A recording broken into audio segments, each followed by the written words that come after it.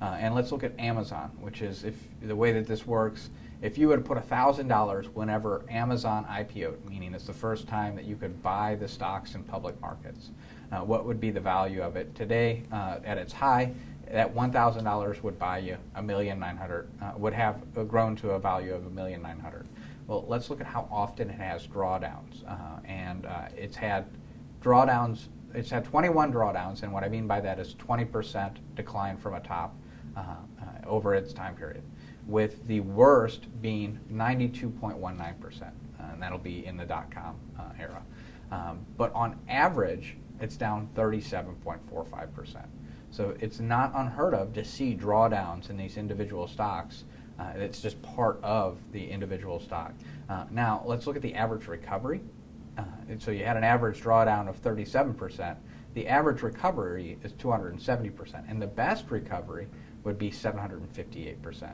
So it is not unusual to see stocks come down 70, 80%, especially if they have a lot of growth potential. Once again, you would have disliked every drawdown and would say it's probably not going to be able to come back. Are we going to be able to hit these new highs? There would be doubt. But once again, that $1,000 would be worth $1.9 million at its high on its previous high for Amazon. Each time it goes up, obviously the drawdown feels more costly. Using these numbers here, from $1.9 million, you would be down $516,000 in value. So I'm not saying it's not without pain, but it's not just Amazon. Right? I'm not cherry picking here. I am going to pick on a lot of large companies, but we see similar drawdowns in all stocks. So if we're looking at Apple, been around for 41 years, it's had 23 drawdowns. So that's once again below 20% more from the top. It happened 0.56, or about every other year you would have a bear market in Apple. The worst 80%, once again, will be during the dot-com. Average is 44.17%, so a little bit more of some beta or sensitivity to market exposure than, let's say, Amazon. Amazon would feel more stable than Apple, but $1,000 at IPO would be worth $1,045,000. Pretty good return over that time. Best recovery, up 872%, and the average recovery after a 44% drawdown, 240%. And we can go on. Microsoft is another example. It doesn't have as many years since its IPO, has 15 drawdowns, average of 45%, with an average recovery of 350%. I was just going to say, and these are a few stocks in wide moat that have large drawdowns more than the index, right? Even though they make a big part of the index, they've drawn down more. The index has other things that are not in significant drawdowns, like utilities, which are roughly flat, or energy, which is up 30% on the year.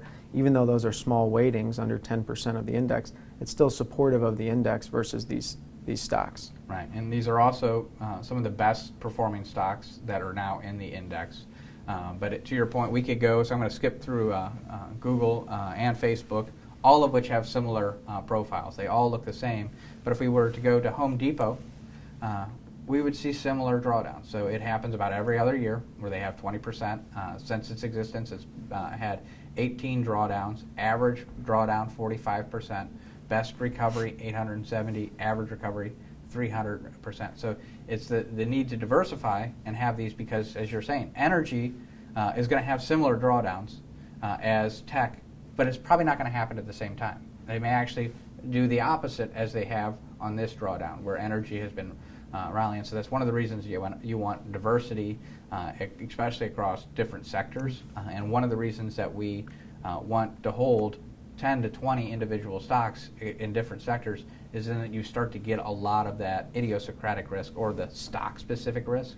So you don't see drawdowns of 40, 50, 60%, or even 80% that you do in the individual stocks. Your portfolio is not going to draw down that much. It's going to look more like a 20 or 30% drawdown. And United Health also similar makeup. And if we just kind of look at those tech stocks to show that this drawdown, though painful, because when we're looking at it here, each time we're looking at a new cell, it's 1 second, we go to the next cell, it's just like, yeah, I can deal with that drawdown. We've been in it for several months. We have no idea where the true bottom is going to be. Experiencing a drawdown is a lot different and a lot more difficult to tolerate versus just looking back historically. Because looking back historically, all these stocks, if you would have bought at IPO, you have substantial amount of return. Even though they've all had similar drawdowns, average drawdown between 30 and 40%. And then if you look at the amount of money, the worst performing because of time basically hasn't had compounded is if you would have bought Facebook at IPO, your $1,000 would be $4,700. Now look at Microsoft though, $1,000 is worth $277,000. All this data is coming from wide charts on historical data. Obviously, it's moved since then, so that's why we're trying to just go from the previous top and not go with current data so that it skews it. So obviously, if you were to buy one of these stocks at that, your return's a little bit different then.